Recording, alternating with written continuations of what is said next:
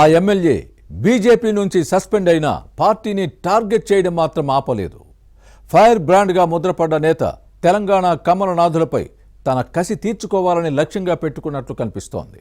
కేంద్ర మంత్రి కిషన్ రెడ్డి టార్గెట్గా విమర్శలు చేస్తున్నారు. జూబ్లీహిల్స్ ఉప ఎన్నిక బీజేపీ అభ్యర్థిగా దీపక్ రెడ్డిని ప్రకటించడాన్ని ఆ ఎమ్మెల్యే తప్పుపట్టారు. ఇంతకీ ఎవరా శాసనసభ్యుడు, ఏ నియోజకవర్గం? పార్టీ నుంచి సస్పెండ్ అయిన బీజేపీ నేతల్ని టార్గెట్ చేయడానికి కారణమేంటి?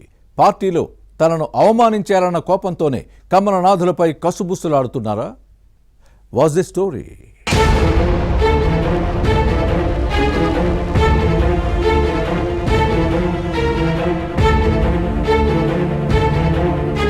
హైదరాబాద్ గోషామహల్ ఎమ్మెల్యే రాజాసింగ్ బీజేపీ నుంచి సస్పెండ్ అయినా పార్టీ నేతలు మాత్రం వదిలిపెట్టడం లేదు. అంశం ఏదైనా పార్టీని, ముఖ్యంగా కేంద్ర మంత్రి కిషన్ రెడ్డిని టార్గెట్ చేస్తున్నారు. నేను వీడని నీడను నేనే అన్నట్టుగా వ్యవహరిస్తున్నారు ఈ ఎమ్మెల్యే. గతంలో పార్టీ రాష్ట్ర అధ్యక్షుడిగా పనిచేసిన కేంద్ర మంత్రి కిషన్ రెడ్డిని టార్గెట్ చేసిన రాజాసింగ్ ఇప్పుడు జూబ్లీహిల్స్ ఉప ఎన్నిక బీజేపీ అభ్యర్థి విషయంలోనూ విరుచుకుపడ్డాన్ని చూస్తే వ్యక్తిగత వైరం పెంచుకున్నారా అన్న అనుమానం వ్యక్తమవుతోంది. పార్టీ అభ్యర్థిగా దీపక్ రెడ్డిని ప్రకటించడాన్ని తప్పుపట్టడంతో పాటు ఇక్కడ బీజేపీ చేతులు కాల్చుకోబోతోందన్న విధంగా రాజాసింగ్ చేసిన కామెంట్స్ పార్టీకి నష్టం చేసే విధంగా ఉన్నాయన్న చర్చ సాగుతోంది. గత ఎన్నికల్లో ఓడిపోయిన నేతకు సానుభూతి కోణంలో టికెట్ ఇస్తే ప్రజా బలం లేని లీడర్ ఎలా గెలుస్తారన్నది ఈ ఎమ్మెల్యే వాదనగా కనిపిస్తోంది. జూబ్లీహిల్స్ లో బీజేపీ ఎన్ని ఓట్ల తేడాతో ఓడిపోబోతోందని ప్రజలు కిషన్ రెడ్డిని అడుగుతున్నారన్నది ఈ శాసనసభ్యుడి కామెంట్. ప్రతి నియోజకవర్గంలో వేలు పెట్టడం కేంద్ర మంత్రికి అలవాటు అన్న వాదాన్ని వినిపించారు. తన జిల్లాను సర్వనాశనం చేసి పార్టీ నుంచి బయటకు పంపారంటూ కిషన్ రెడ్డి కూడా ఏదో ఒక రోజు తనలాంటి పరిస్థితి ఎదురవుతుందన్న రాజాసింగ్ కామెంట్స్ కాకరేపుతున్నాయి.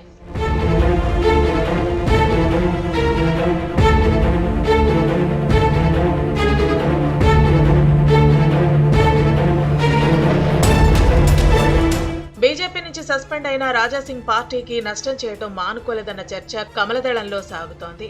జూబ్లీహిల్స్ బీజేపీ అభ్యర్థి దీపక్ రెడ్డికి గత ఎన్నికల్లో 24,000 ఓట్లు వచ్చాయి. ఈ అసెంబ్లీ నియోజకవర్గం కిషన్ రెడ్డి ప్రాతినిధ్యం వహిస్తున్న సికింద్రాబాద్ పార్లమెంటు స్థానం పరిధిలో ఉంది. దీంతో ప్రతిష్టాత్మకంగా తీసుకుని గెలుపు కోసం పార్టీ నేతలతో కలిసి వ్యూహరచన చేస్తున్నారు. ఈ దశలో రాజాసింగ్ చేసిన కామెంట్స్ దుమారం సృష్టిస్తున్నాయి. ఉద్దేశపూర్వకంగానే పార్టీ ఇమేజ్ ని డ్యామేజ్ చేస్తున్నారని కమల్నాథులు చర్చించుకుంటున్నారు. జూబ్లీహిల్స్ ఉప ఎన్నికలో బీజేపీ గెలవకుండా కిషన్ రెడ్డి కుట్ర చేస్తున్నారన్న రాజాసింగ్ ఆరోపణలను పార్టీ కేడర్ ఉక్కిరిబిక్కిరి చేస్తున్నాయి. కమలదళానికి పట్టున్న గెలిచే స్థానంలో నిజంగానే కిషన్ రెడ్డి నష్టం చేస్తున్నారన్న ఆలోచనలో కేడర్ ఉంది.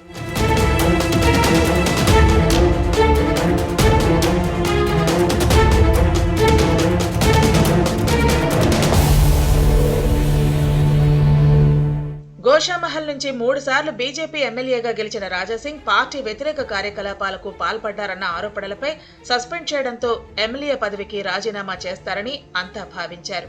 బీజేపీ కూడా స్పీకర్కు లేఖ అందజేసి ఎమ్మెల్యే పదవికి అనర్హుడిగా ప్రకటించాలని కోరుతుందని అనుకున్నారు. కానీ ఈ రెండూ జరగలేదు. దీంతో రాజాసింగ్ ఎమ్మెల్యేగా కొనసాగుతున్నారు. పార్టీ ఏ నిర్ణయం తీసుకున్నా తప్పుపట్టడమే పనిగా పెట్టుకున్నారు. గతంలో హైదరాబాద్ స్థానిక సంస్థల ఎమ్మెల్సీ ఎన్నికల్లో పార్టీ గౌతమ్ రావును అభ్యర్థిగా ప్రకటించడాన్ని తప్పుపట్టి ఓటమి తప్పదని రాజాసింగ్ చెప్పిన విషయాన్ని గుర్తుపెట్టుకోవాలి. పార్టీ ప్రకటించే పదవులు, తీసుకునే ఏ నిర్ణయాలు, సంస్థాగత వ్యవహారాలన్నింటికీ కర్త కర్మ క్రియ కిషన్ రెడ్డి అన్నది రాజాసింగ్ ఆరోపణ.